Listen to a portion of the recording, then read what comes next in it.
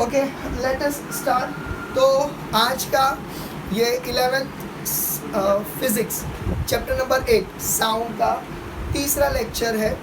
ठीक है, और बहुत स्लो जा रहे हैं हम लोग। पेज नंबर 144 पर पहुंच रहे हैं।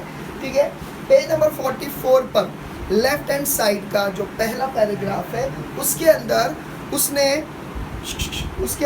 उसने पहचान बताया कि दो ऐसे पार्टिकल्स, सपोज करो ये वेव है और ये ऐसा कुछ है। गर्ल्स आप लोगों को दिख रहा है? ठीक है, ये दोनों भी, ये देखो, ये दोनों है ना सेम साइज के रहेंगे। हाँ, मतलब हाइट के हिसाब से इनका एम्पलीट्यूड भी सेम रहेगा और ये क्या बोलते हैं ना, मतलब सेम रहेगा, सब सेम रहेगा। ठीक है, अब जरा ध्यान से देखो, यहाँ पर ये ए है सपोज और ये है बी। ठीक है, तो ये दोनों भी सेम फेज के हैं, सेम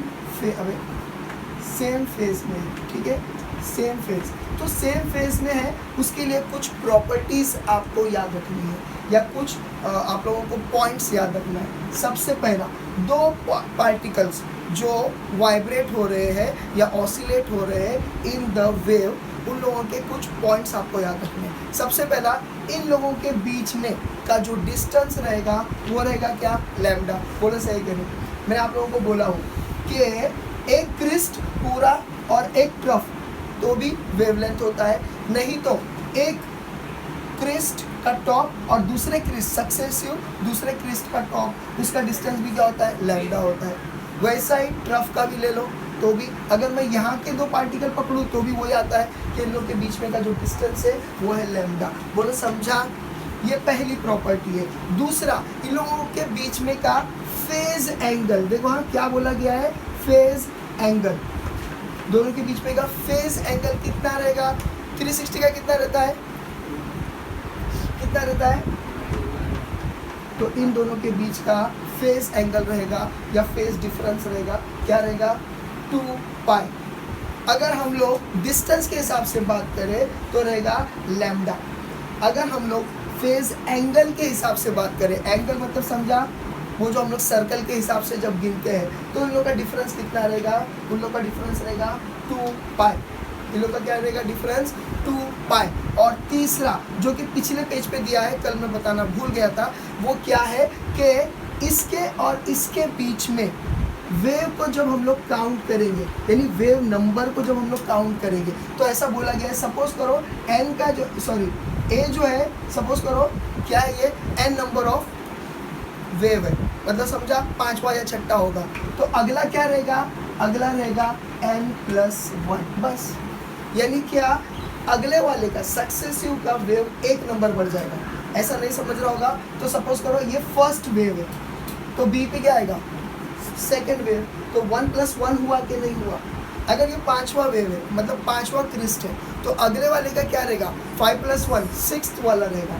अब समझा? तो प्लीज़ ये याद रखो, wave number will increase by n+1। ये 3 प्रॉपर्टीज आपको कम से कम याद रखनी है कि लोगों के बीच में वो सक्सेसिव क्रिस्ट या सक्सेसिव ट्रफ के बीच में। समझ रहा है? तो ये 3 कम से कम प्रॉपर्टीज आपको याद रखनी है। सबसे पहला क्या है कि दोनों जो भी पार्टिकल सेम फेज में है, क्या है? सेम फेज वाले पार्टिकल की 3 प्रॉपर्टी हम लोग पढ़ रहे हैं। ठीक है, दो पार्टिकल अगर सेम फेज में है तो दोनों के बीच में का डिस्टेंस क्या रहेगा? लैम्डा, चाहे वो क्रिस्ट वाला हो चाहे वो ट्रफ वाला हो। ठीक है, उसके बाद दोनों का फेज एंगल कितना रहेगा? पूरा 360 बन रहा है, 360 बोले तो रेडियन फॉर्म में 2 पाई लिखते हैं तो वो 2 पाई रहेगा। और तीसरा, ये दोनों के वेव को अगर हम लोग गिनती करेंगे, ये वेव नंबर 1, वेव नंबर 2, ऐसा अगर गिनती करेंगे तो याद रखो ये जो सेम फेज वाले रहते हैं, कौन से? सक्सेसिव सेम फेज वाले। सक्सेसिव सेम फेज वाले अगर रहेंगे तो इन लोगों का नंबर +1 में बढ़ जाएगा। तो n is a number, natural number. ठीक है, तो ये अगर पहले वाले का नंबर है तो उसमें एक और ऐड कर दो, उतना नंबर का क्या रहेगा? वेव नंबर रहेगा। ये 3 पॉइंट आपको याद रखने पड़ेंगे। ऊपर लिख लो, किसके लिए? For same phase particles, for same phase particles, successive same phase particle लिखो, सक्सेसिव सेम फेज पार्टिकल्स। समझ में आया? यानी वो पार्टिकल जो सक्सेसिव है, एक के बाद एक है लेकिन सेम फेज फॉलो कर रहे हैं, उसको बोला जाएगा। बोलो समझा? अरे समझा कि नहीं समझा? ठीक है। अब इसके बाद page number 144 left hand side जो है कैरेक्टरिस्टिक्स ऑफ प्रोग्रेसिव वेव। अब इसके दो कैरेक्टर है, हो सकता है 2 मार्क्स के लिए आए, इसके लिए उसको भी याद रखना जरूरी है। ठीक है, कैरेक्टर्स ऑफ प्रोग्रेसिव वेव। ठीक है, तो ये आपको याद रखना है। स्टार्ट करूं? चलो स्टार्ट। बहुत इजी है, पहला वाला यानी ये दोनों बहुत इजी है। ठीक है, हटा दूं? अब इधर ध्यान से सुनिए, हम लोग क्या पढ़ रहे हैं? कैरेक्टरिस्टिक्स पढ़ रहे हैं।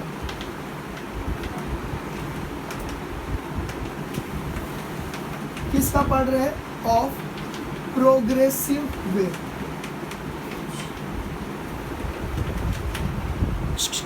प्रोग्रेसिव वेव का दूसरा नाम क्या है?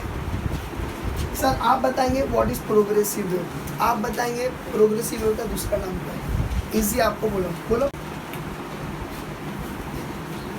सर बोलो। प्रोग्रेसिव वेव मतलब क्या? हाँ, कंटिन्यूअसली आगे बढ़ते रहेगी। कब तक? कब तक? हाँ बोलो सर।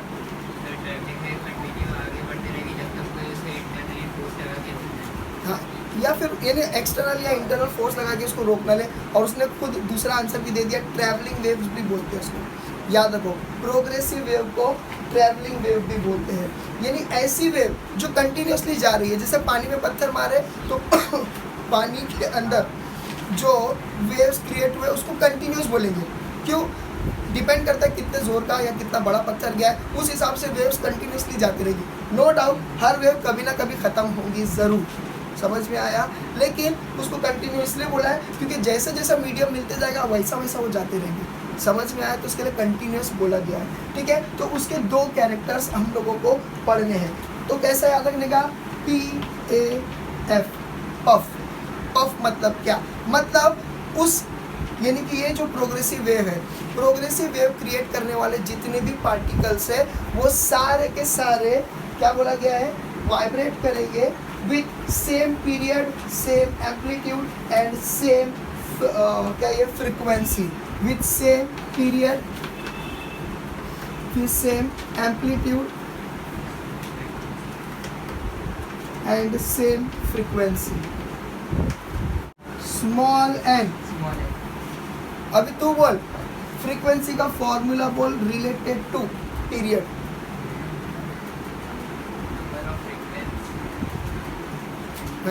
फॉर्मूला बोला, डायलॉग नहीं सर बोलो। 1/T। पीरियड का क्या है? T। एम्पलीट्यूड का क्या है? भैया मैं बोलूँगा बहुत हार्ड है। ए समझ में आया? कैरेक्टर क्या है? पफ। पहला कैरेक्टर क्या है? Same puff. सेम पफ यानी क्या? यानी कि प्रोग्रेसिव वेव के जो पार्टिकल्स रहेंगे वो सेम पीरियड वाले रहेंगे, यानी सबका टाइमिंग सेम रहेगा, सबका एम्पलीट्यूड एक जैसा ही रहेगा और सबकी फ्रीक्वेंसी सेम रहेगी। ये पहला पॉइंट हम लोगों ने पढ़ लिए। लेकिन दूसरा पॉइंट बोलता है कि state of oscillation, that is phase changes from particle to particle. Phase changes from particle to particle. देखो बताता हूँ, प्रूव करता हूँ। पार्टिकल टू पार्टिकल फेज जो है चेंज होगा। कैसे? देखो सपोज करो ये ए है, ठीक है, यहाँ पर है ना, यहाँ पर सपोज करो और कुछ है कि हाँ ए और बी है ना, यहाँ पर सी है, यहाँ पर डी है, ठीक है, यहाँ पर ई है। देखो पार्टिकल टू पार्टिकल सबका फेज अलग है। कैसा अलग है? देखो ये ओरिजिन से स्टार्ट होकर एम्पलीट्यूड के तरफ जा रहा, एम्पलीट्यूड हाईएस्ट तक पहुंच गया, सी वाला एम्पलीट्यूड से जस्ट नीचे आ रहा है, डी वाला इक्विलिब्रियम तक पहुंच रहा है। कुछ समझ में आया? तो सबका क्या हो जा रहा है? Phase changes from particle to particle. हर पार्टिकल अपनी अपनी अलग कंडीशन या अलग पोजीशन में है। जैसे तुम लोग सब अपने आप को पार्टिकल समझो, सब लोग बैठे हैं एमएसटी में, मतलब क्या? सब लोग एक ही वेव के पार्टिकल्स हो, आप सब लोग एक ही ट्यूशन के स्टूडेंट हो, लेकिन हर एक की पोजीशन अलग अलग है। समझ में आया? कोई एकदम आगे बैठा है, कोई पीछे बैठा है, कोई सोफे पे बैठा है, कोई ज़मीन पे बैठा है, और हर एक का ऑर्डर अलग है, इसके बाजू में ये, उसके बाजू में वो। अरे समझा कि नहीं? बस यही है। तो याद रखो, phase changes from particle to particle. तो 2 प्रॉपर्टीज़ आपको याद रखनी है, और अगर कल ऐसी मुंह उठाकर आ गए, समझ जाना, फिर मैं मारूंगा, मैं पहला बोल रहा हूँ, समझ जाना। समझ में आ गया? हाँ, एग्जाम में बहाना करके एब्सेंट नहीं रहना। समझ में आए? नहीं आ रही है? पहले बोल दिए। अरे प्लीज़ फिजिक्स के एब्सेंट मत रहो, फिजिक्स बहुत टफ होता है। तुम लोग को समझ में आ रहा है? कैरेक्टरिस्टिक्स ऑफ प्रोग्रेसिव वेव 2 है। पहला क्या है? Same puff. पहला क्या है? सेम पफ, यानी कि सेम पीरियड यानी कि कैपिटल टी, सेम एम्पलीट्यूड यानी कि कैपिटल ए, सेम फ्रीक्वेंसी यानी स्मॉल एन। समझ में आया? और दूसरा क्या है कि क्या सेम नहीं रहेगा? उन लोगों का फेज सेम नहीं रहेगा। मतलब कि हर पार्टिकल अलग अलग मतलब तरीके से चल रहा है या वाइब्रेट हो रहा है। समझ में आया? समझ में आ गया? चलो, ये हो गया। अब एक एग्जाम्पल करेंगे, सॉल्व एग्जाम्पल है या न्यूमेरिकल है, पहले वो कर लेंगे। 8.1, ठीक है? तो ये सॉल्व न्यूमेरिकल है, ये आप लोग भी कर सकते हैं मेरे ख्याल से, इतना इजी है, ठीक है? Exercise 8.1 which is been given on page number 144 आवाज, ठीक है? अभी देखो, सबसे पहला स्टाइल क्या है लिखने की? सबसे पहले आपको गिवन लिखना है, ठीक है? गिवन लिखना है। उसके बाद आपको लिखना है टू फाइंड, आपको फाइंड करना क्या है। उसके बाद आपको अप्लाइड फॉर्मूला, तो आपको चौथा जो रहेगा फॉर्मूला, और फॉर्मूले के बाद आपको लिखना है सॉल्यूशन। ये पैटर्न फॉलो करना है फॉर न्यूमेरिकल्स ऑफ फिजिक्स, ठीक है? यही पैटर्न फॉलो करना है। सबसे पहला क्वेश्चन पढ़ के गिवन क्या क्या आपको समझ में आ रहा है वो लिख दो अलॉन्ग विद द सिंबल। अगर फ्रीक्वेंसी बोला है तो small n is equal to जो भी दिया है, अगर लैम्डा की वैल्यू है यानी कि वेवलेंथ बोला है तो लैम्डा डाल के इज इक्वल टू जो भी दिया है मीटर में, वगैरह वगैरह। समझ में आया? फिर गौर से देखो कि आपको ढूंढना क्या है, फिर वो लिखना है। फिर उसके बाद लगभग कौन सा फॉर्मूला अप्लाई करेंगे, ये दोनों को मर्ज करके वो आपको लिखना है। उसके बाद आप सोल्यूशन शुरू कर सकते हैं। क्वेश्चन पढ़ने जा रहा हूँ 8.1, the speed of sound in air, ठीक है? अब स्पीड बोला तो एस नहीं, क्या लिखेंगे? वी। मैंने आपको बोला था कि हम लोग भले ही वेलोसिटी को स्पीड से थोड़ा अलग मानते हैं फिजिक्स में, लेकिन नॉर्मली उसको जनरली वी ही रिप्रेजेंट करते हैं। तो वेलोसिटी ऑफ साउंड, अच्छा चलो वो सॉल्व करके भी बताया वैसे उसने। तो देखो क्या बोल रहा है, अभी देखो यहाँ पर आपके इसमें एयर लिखा है, मैं खाली ए लिख रहा हूँ। तो एयर के अंदर उसकी स्पीड क्या है साउंड की? 330 है ना, 330 मीटर पर सेकेंड, ये पहला गिवन है। और दूसरा क्या है? ग्लास में, तो velocity of sound in glass is equal to क्या है?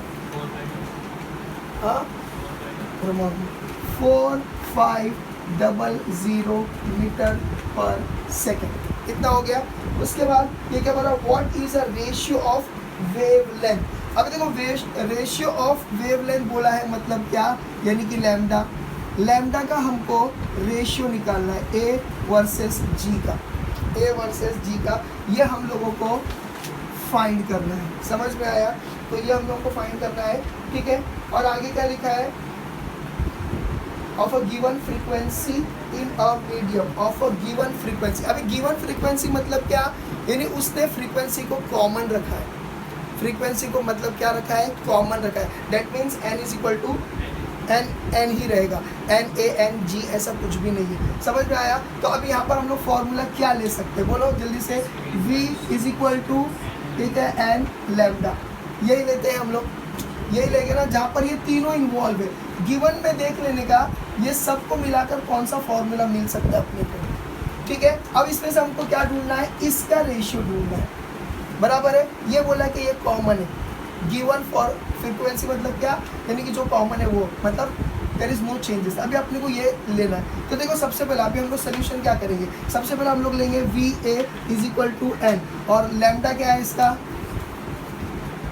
हाँ, v a is equal to, और ये क्या है? ये लैम्डा ए, ऐसा, क्योंकि हम लोग को लैम्डा उसने अलग से निकालने बोला है। तो इसका क्या मतलब हो जाएगा? ज़रा देखो, V A upon N is equal to lambda A, हमको ये बनेगा। क्यों? क्योंकि हम लोग को ये निकालना है, जो निकालना है उसको एक साइड में रख देने का, बाकी सबको ये साइड में ले लेने का, बराबर है क्या नहीं। उसी तरीके से दूसरा वाला देखो, ये क्या है, V G is equal to N lambda G. अब इसको तो वैसा ही कर लो, V G upon N is equal to lambda जी।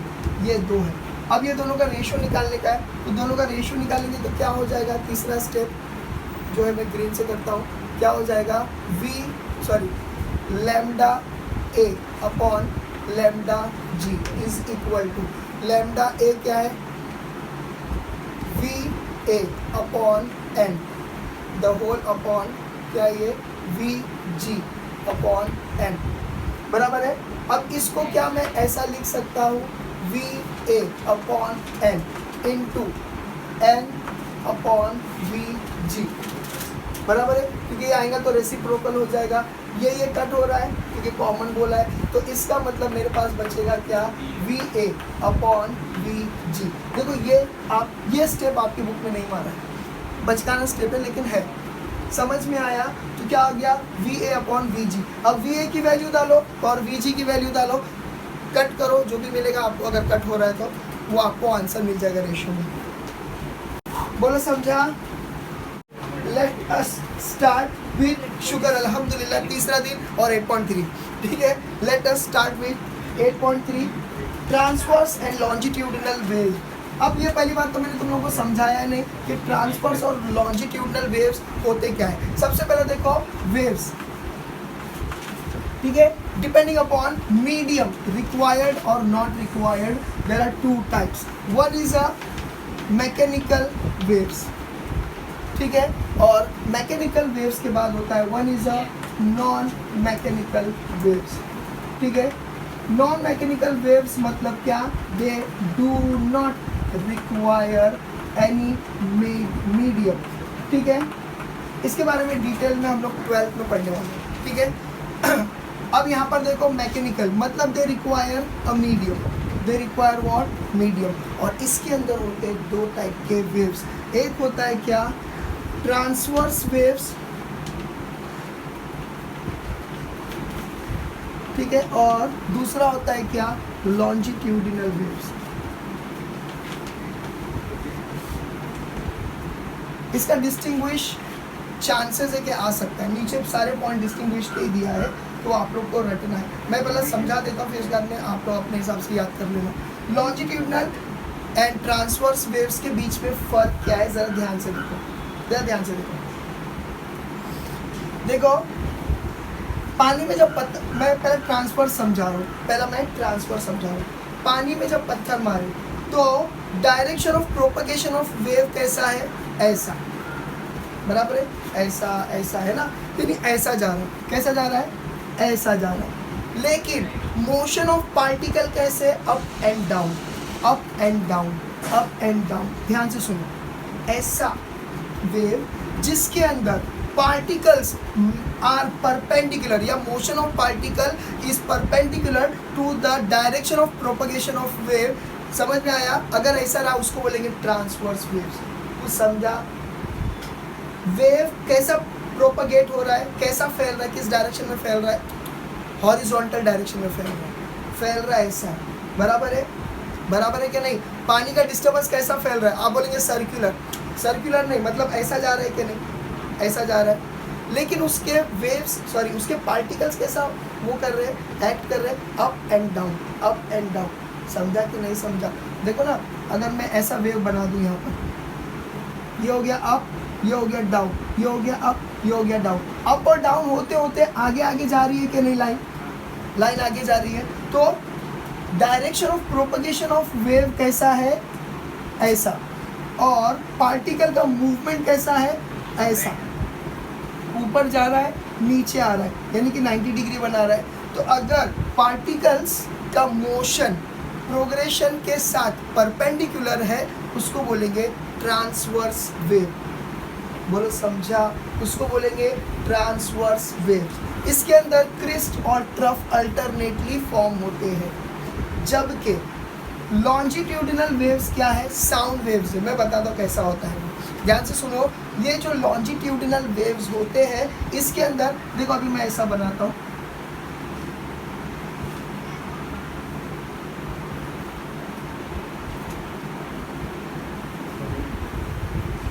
ध्यान से सुनो, इसके अंदर वेव्स बनते हैं मगर डायरेक्शन ऑफ प्रोपगेशन भी ऐसा है, ठीक है, और पार्टिकल का मोशन भी ऐसा ही है। कुछ समझा? जैसा स्प्रिंग लेते हैं, स्प्रिंग ऐसा, उसको ऐसे दबाएंगे तो देखो कहीं पर ज़्यादा जमा हो जाते हैं, कहीं पर कम जमा होते हैं, कहीं पर ज़्यादा जमा हो जाते हैं, इसको बोलते हैं कॉम्प्रेशन, रेरफेक्शन। कॉम्प्रेशन ये है कॉम्प्रेशन जहाँ पर ज़्यादा जमा हो गए, और रेरफेक्शन ये है जहाँ पर कम जमा हुए। समझ में आया? तो ध्यान से सुनो, ध्यान से सुनो, लॉन्जिट्यूडनल वेव्स किसको बोलेंगे? लॉन्जिट्यूडनल वेव्स उसको बोलेंगे जिसके अंदर direction of propagation of waves, ठीक है, is parallel to the vibration of the particles. समझा? या ऑसिलेटिंग पार्टिकल्स। समझा कि नहीं समझा? ये ऐसे ऐसे ही आगे जाएंगे, ऐसे ऐसे ऐसे। समझ में आया? बस ये आपको याद रखना है। तो दो टाइप के वेव्स होते हैं मैकेनिकल वेव्स में, दो टाइप के वेव्स होते हैं।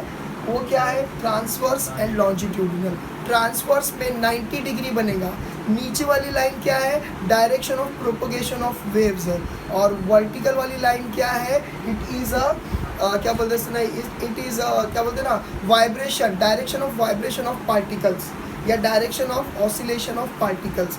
पार्टिकल ऐसे ऐसे ऑसिलेट हो गए और वेव जाएगी ऐसे ऐसे, तो दोनों के ऊपर 90 डिग्री बन रहा है। 90 डिग्री बन रहा है तो ट्रांसवर्स वेव्स 90 डिग्री, ऐसा याद रखो, टी को उल्टा कर दो 90 डिग्री बन रहा है, ठीक है, तो 90 डिग्री बन रहा है, तो ये याद रखो। अरे मान लॉन्जिट्यूडनल वेव बन रहा है, सॉरी तो फिर याद रखो लॉन्जिट्यूडनल वेव्स।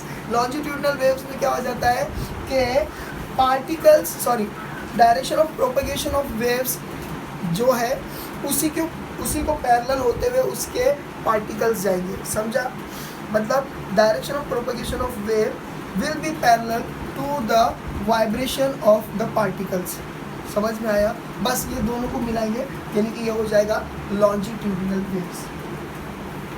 इन लोग की डेफिनेशन पहले पैराग्राफ में दिया है, page number 144, right hand side पहले पैराग्राफ में दिया है ट्रांसवर्स वेव्स का, और लॉन्जिट्यूडनल वेव्स का page number 145 left hand side पहला paragraph, page number 45 left hand side पहला पैराग्राफ, वो है लॉन्जिट्यूडनल। मैं लॉन्जिट्यूडनल का एक बार पढ़ लेता हूँ। A wave in which particles of medium vibrate in a direction parallel word बहुत ज़रूरी है, parallel to the direction of propagation of waves is called longitudinal waves. रिजा टेक्स्ट बुक का है सर आपकी? दो एक में पढ़ता, दो कैसे लिया तू? अच्छा पेज नहीं है, रुकमा उसमें भी गफले है, ठीक है चलो। इतना वहाँ थूक रहे तुम? अच्छा चलो इतना समझ गया। अरे यार कपड़े उड़ रहे हैं, इतना समझा आपको? ठीक है, अभी इनके कैरेक्टर्स पढ़ेंगे, उसके बाद बर्खास्त, ठीक है। देखो ध्यान से सुनो, ध्यान से सुनो, ये ले देके इतना अच्छा पढ़ा रहा, ध्यान से सुनो। ये जो 8 पॉइंट्स है, अगर आपने ट्रांसवर्स के 8 पॉइंट्स पढ़ लिए, समझ जाना आपने लॉन्जिट्यूडनल के भी पढ़ लिए। जो इसका पढ़े उसका अपोजिट ये है, जो इसका पढ़े उसका अपोजिट ये है, या जो इसका पढ़े उसका थोड़ा सा डिफरेंस ये है। समझ में आया? पहला पॉइंट फटफट हो जाएगा, फटफट हो जाएगा। देखो मैं नीचे बैठ के पढ़ रहा हूँ, तो लोग बोलेंगे सर गया ना, ठीक है। ज़्यादा ध्यान से सुनिए कि कैरेक्टर्स ऑफ ट्रांसवर्स वेव्स। पहला point page number 144 right hand side, पहला point, all particles of the medium in the path, यानी वो जो डेफिनेशन है वही लिखा है। समझ आया? सारे पार्टिकल कैसे वाइब्रेट करेंगे?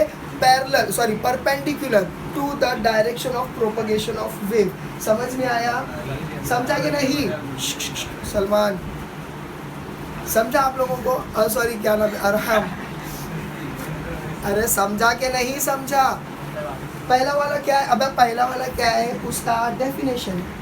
डेफिनेशन क्या बोलता है कि सारे पार्टिकल ऑफ द मीडियम ये क्या करेंगे? ये वाइब्रेट करेंगे। कैसा? Perpendicular to the direction of propagation of wave. खत्म। दूसरा पॉइंट देखो, व्हेन, अच्छा काम करते कंपैरिजन से पढ़ लेंगे क्या? तो एक साथ दोनों कवर हो जाएगा। अभी राइट साइड में आ जाओ, पेज नंबर 144 पे, 145 पे, कैरेक्टरिस्टिक्स ऑफ लॉन्जिट्यूडनल वेव्स। देखो इसमें क्या लिखा है, वही डेफिनेशन कि सारे particle parallel to the direction of propagation of wave पढ़ेंगे, ठीक है। अब दूसरा पॉइंट इन ट्रांसवर्स वेव्स, देखो यहाँ पर ये क्या बोल रहा है कि यहाँ पर अल्टरनेटली क्रिस्ट एंड ट्रफ बनेगा। अल्टरनेटली क्या बनेगा, क्रिस्ट एंड ट्रफ। और क्रिस्ट को क्या बोलेंगे, पॉजिटिव डिस्प्लेसमेंट, मैं ये बहुत पहले बोल चुका हूँ, पॉजिटिव डिस्प्लेसमेंट बोलेंगे, क्रिस्ट को पॉजिटिव डिस्प्लेसमेंट और ट्रफ को नेगेटिव डिस्प्लेसमेंट बोलेंगे, समझा, ये पहले बोल चुका हूँ। अब यहाँ पर आ जाओ, लॉन्जिट्यूडनल वाला पेज नंबर 145, यहाँ पर आपको compression and rarefaction, compression and rarefaction alternately मिलेंगे। कॉम्प्रेशन मतलब क्या, जहाँ पर ज़्यादा जमा हो जा रहा है, और रेरफैक्शन मतलब क्या, जहाँ पर थोड़ा खुला खुला है। समझ में आया, साउंड वेव्स ऐसा ट्रैवल करती है इन द मीडियम, समझ में आया। तो ये दूसरा पॉइंट हो गया।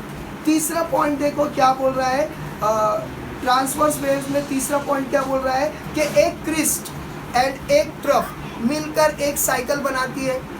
अरे समझा कि नहीं, एक क्रिस्ट और एक ट्रफ एक वेव बनाती है, बराबर है, तो उसको वो एक साइकिल बोल रहा है वो, ठीक है। और इन लोगों के बीच में का जो डिस्टेंस होता है वो क्या है, लैम्डा, वो क्या होता है, लैम्डा होता है। और इनफैक्ट ये भी बोल रहा है कि दो क्रिस्ट और दो ट्रफ के बीच में का डिस्टेंस भी लैम्डा होता है, ये आपको पता है, हम लोगों ने पहला पढ़ चुके, समझा कि नहीं। यानी वो क्या बोल रहा है, देखो यहाँ पर ये ऐसा अगर जाएंगे तो भी क्या हो जा रहा है, एक साइकिल कंप्लीट हो रहा है, और इन लोग का डिस्टेंस क्या रहेगा, लैम्डा।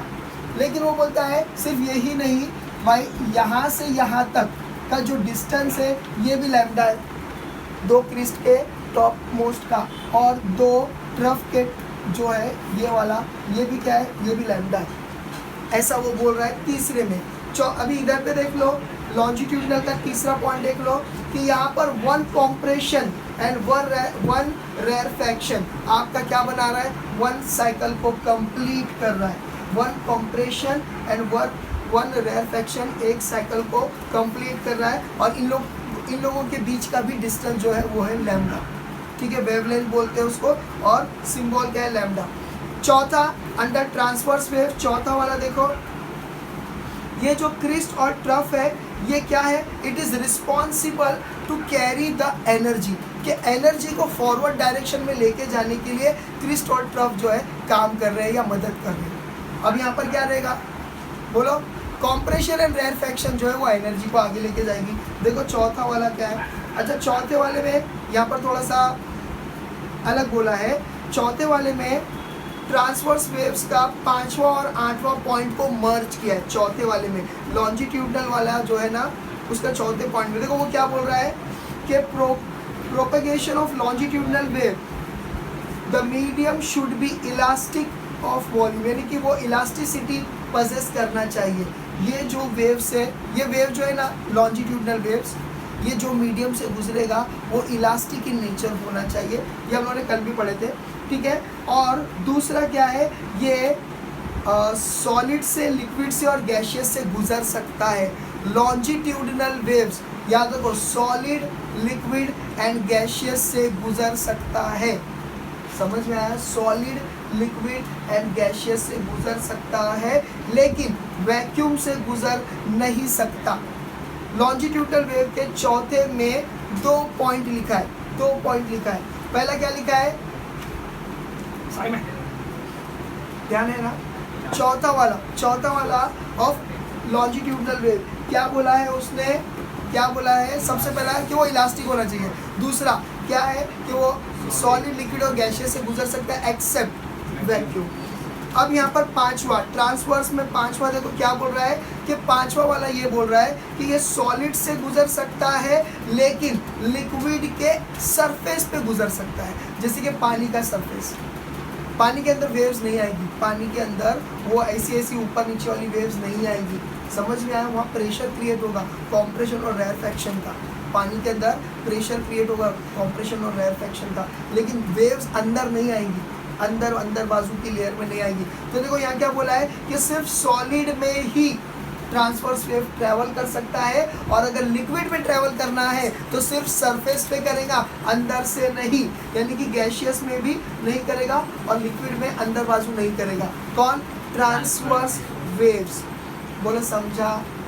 इसका पांचवा देख लेते हैं। इसके अंदर देखो ये क्या बोल रहा है, पांचवा जो ट्रांसवर्स वेव का चौथा बन गया, ठीक है।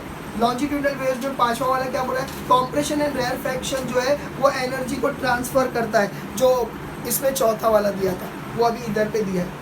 तुम लोग को समझा? ट्रांसवर्स वेव में कौन एनर्जी को ट्रांसफर करता है?